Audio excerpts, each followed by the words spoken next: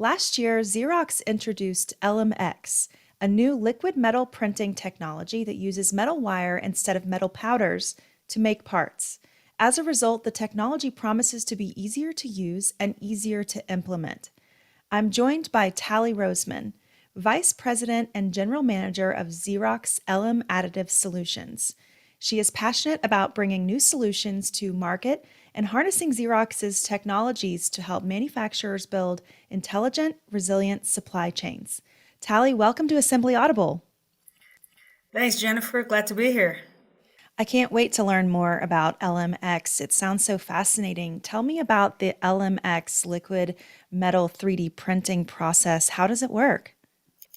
Yeah, so it's a very exciting technology in our view. We believe it's the first time production grade metal printing has been made very accessible, easy to deploy, easy to get trained on, easy to use. It starts off with a spool of wire.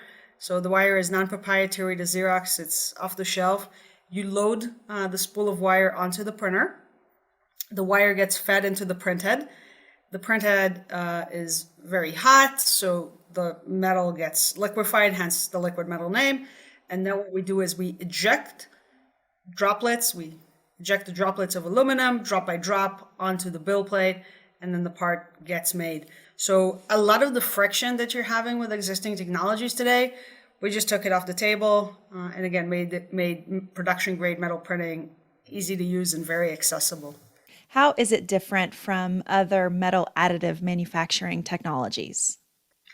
Yeah, so I think if people are going to take one thing from this, it's the wire, not the powder. I obviously talked about the ease of deployability. So it's safe, it's not toxic, it's not explosive. And by doing that, you're removing a lot of the overhead that manifests in both facility modifications to accommodate for powders, as well as ongoing overhead of hazardous material disposal and the team needing to get trained on safety protocols, and so on and so forth. It also makes the post processing much more straightforward. So for us, from when the print finishes till you're holding the part in your hands, is less than a minute. To remove the part from the build plate, all you have to do is dunk it in a bucket of water, what we call the cooling and separation tank, which is a fancy name for a bucket. And the part just pops from the build plate, and you're holding the part in your hands in less than a minute from when the print finishes.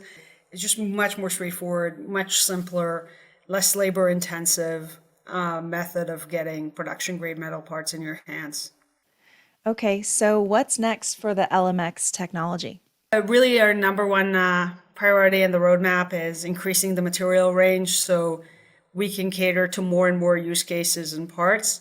And aside from that, I think we're looking at what you would call the usual suspects of 3D printing. So making it faster, making it cheaper, making the build plate, the build envelope larger. So aside from all the usual suspects, it's really about expanding the material range. Okay, great. So, how can people learn more about Xerox and more specifically LMX? Yeah, so they're welcome to come to our website, xerox.com/3D printing in one word, or reach out to me on LinkedIn. For more insights on assembling discrete parts into finished products and the people behind it all, visit our website, assemblymag.com.